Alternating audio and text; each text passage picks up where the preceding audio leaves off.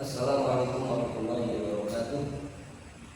Teman-teman mahasiswa, kita akan mulai proses belajar mengajar pada sekarang ini, masuk pada pembahasan pertemuan yang ke-6. Masih dalam mata kuliah fikih mengenai. Kemarin kita sudah membahas tentang definisi nikah, kemudian dasar-dasar nikah baik dalam Quran, hadis maupun positif. Pertama yang akan kita bahas adalah tentang rukun nikah dan syarat-syaratnya. Dan ini kita kelompok definisi rukun nikah dan syarat setiap rukunnya seperti apa. Sebelum kita masuk pada materi ini, lebih baik mari kita sama-sama awali pertemuan kita pada hari ini dengan Bismillahirrahmanirrahim.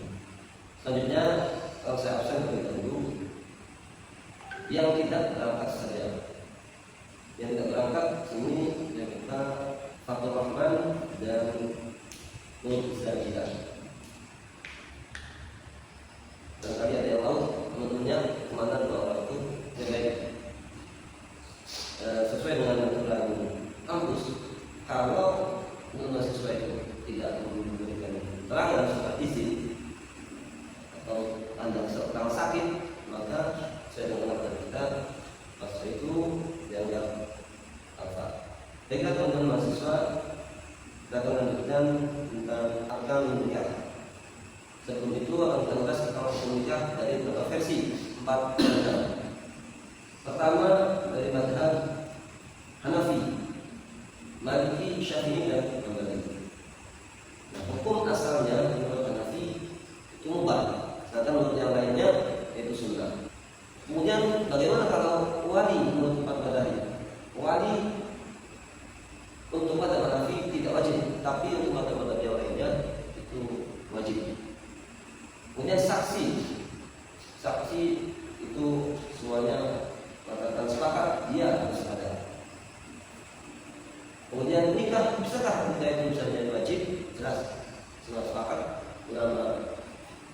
Ada itu ulama Syafi'i, Hanafi, Hambali, Maliki sepakat mengatakan nikah itu bisa menjadi wajib.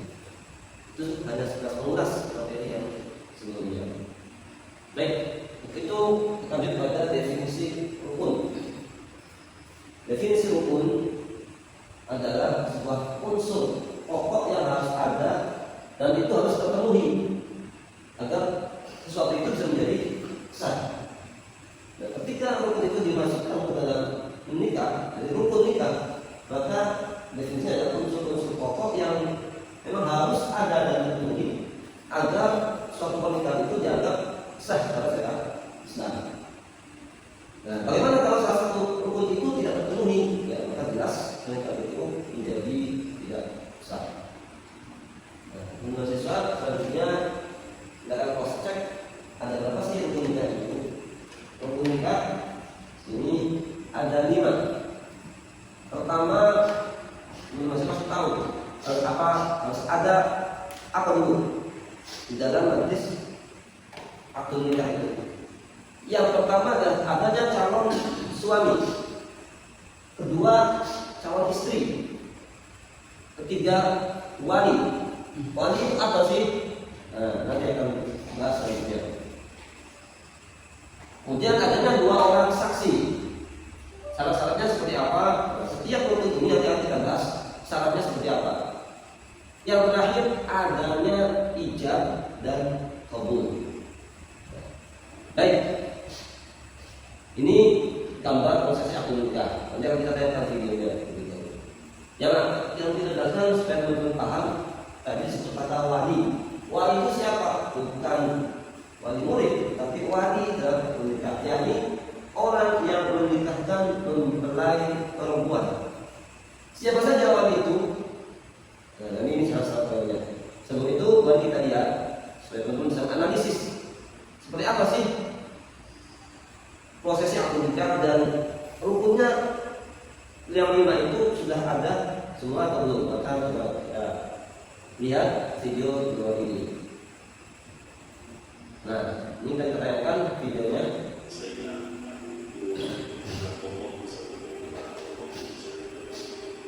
Bisa lihat.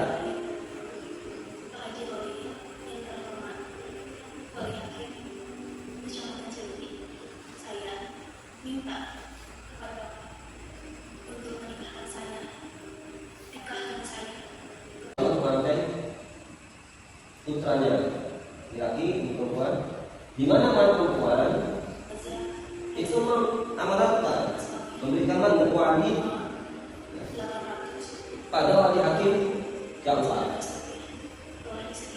Karena mungkin wali sebelumnya itu tidak ada, tidak wali hakim yang memberikan. Ini bentuk wali hakimnya yang akan menikahkan.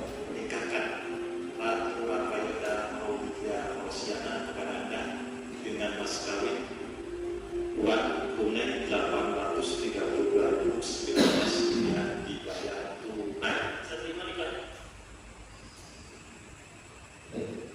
Tunai. Saya terima nikahnya lalu apabila pemberian sesuatu bisa profit dalam pasal tersebut. Itu tadi adalah ijab dan qabul. Ijab adalah perkataan ya, dari seorang wali pada calon suami ya, dan qabul adalah calon penerimaan dari seorang calon mempelai putra dan mengiyakan menerima mengatakan angkah juga berseubah juga fulan bulan mahrim dengan ada maharnya. Kemudian ada 2 orang saksi di sini terlihat. Video sebelumnya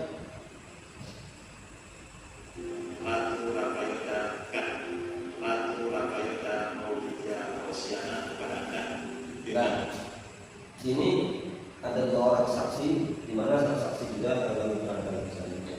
Jadi majelis ini sudah mencukupi rukun-rukun nikah, di mana dalam majelis ini ada 2 seorang calon mempelai putra, 2 pasangan yang calon mempelai putra, calon mempelai putri, kemudian wali, kemudian 2 orang saksi, dan kemudian ada ijab dan qabul. Mas kawin. Baiklah, selanjutnya kita jelaskan syarat-syaratnya. Uang tunai 8. Baik, selanjutnya mahasiswa bisa lihat di slide ada calon suami. Nah, apa saja sih syarat-syaratnya Anda nanti sebagai calon suami? Pertama harus seorang muslim. Tidak sah menikah dengan muslimah kecuali muslimah itu adalah kita, dan itu pun benar kita masih terdapat khilaf. Yang kedua, laki-laki yang jelas sekali identitasnya, tidak berada dalam ihram haji atau umrah, tidak dipaksa, bukan mahramnya si wanita, bukan kakaknya, bukan adiknya, bukan bapaknya, bukan ibunya, orang tuanya. Kemudian mampu secara fisik dan mentalnya sudah dewasa, fisiknya sudah cukup, misalnya sudah pas sesuai dengan peraturan ya, HI misalkan undang-undang pernikahan, sudah hamil dengan berapa dia sudah bisa membedakan mana yang hak, mana yang batil, apa yang sehat, tidak gila. Maka dikatakan anak kecil atau orang gila tidak sah jadi mempelai kecuali dalam konteks tertentu beragama. Dalam Syafi'i jelas itu tidak sah. Calon suami dan calon istri hampir sama dengan calon mempelai laki-laki. Yang membedakan adalah yaitu tidak berada dalam masa iddah. Dia tidak sedang dalam keadaan iddah, akan menunggu masa menunggu. Jika dia janda atau jika dia cerai, kalau masih dalam masa iddah maka masih belum boleh melaksanakan harus selesaikan dulu. Selanjutnya wali yang disampaikan berdasarkan ini ada orang yang menikahkan calon wali yang pertama seorang laki-laki muslim, balik dan berakal, adil. Kemudian menurut Syafi'i itu yang terkenal dengan Hanafi ya, itu lebih hebat lagi terkait dengan penjelasan masalah adil. Dan menurut Syafi'i itu harus adil, bukan orang fasik. Tapi menurut Hanafi lebih benar. Terakhir tidak sedang berada ikhram. Urutan wali itu dari ayah kandungnya, kemudian kakek, ayah dari ayah kita, ayah dari ayah perempuan, saudara laki-laki harus kandung, kakak, adik.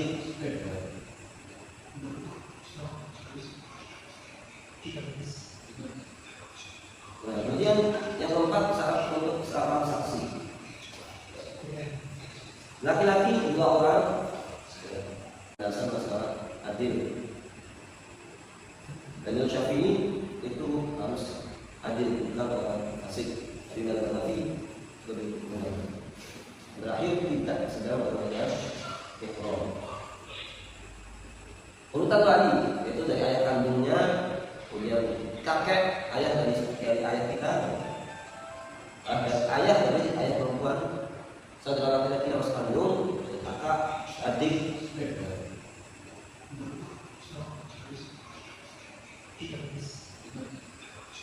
Nah, kemudian yang keempat syarat untuk seorang saksi. Laki-laki 2 orang, kemudian harus muslim, balik dan berakal, bisa mendengar dan memahami dan kabul. Jadi kalau tidak bisa memahami terkait tidak kabul, maka dia tidak bisa mendengar. Bukan hanya kami orang yang sakit orang lain yang bisa mendengar, tidak tinggi dan tidak bisu. Kemudian Syafi'i itu tidak harus adil. Terakhir ijab kabul. Para inti dan suka menikah, yakni pernyataan setuju menikah antara wali dan pria. Salah bisa saya jelaskan bahwa ijab menyerahkan oleh wali dan kabul menyerahkan oleh sang suami. Apa saja yang bisa yang didapatkan? Pertama, menggunakan lafaz yang jelas. 2, masih dapat majlis. 3, tidak boleh ada syarat yang dikatakan, harus langsung tanpa tidak boleh diganggu.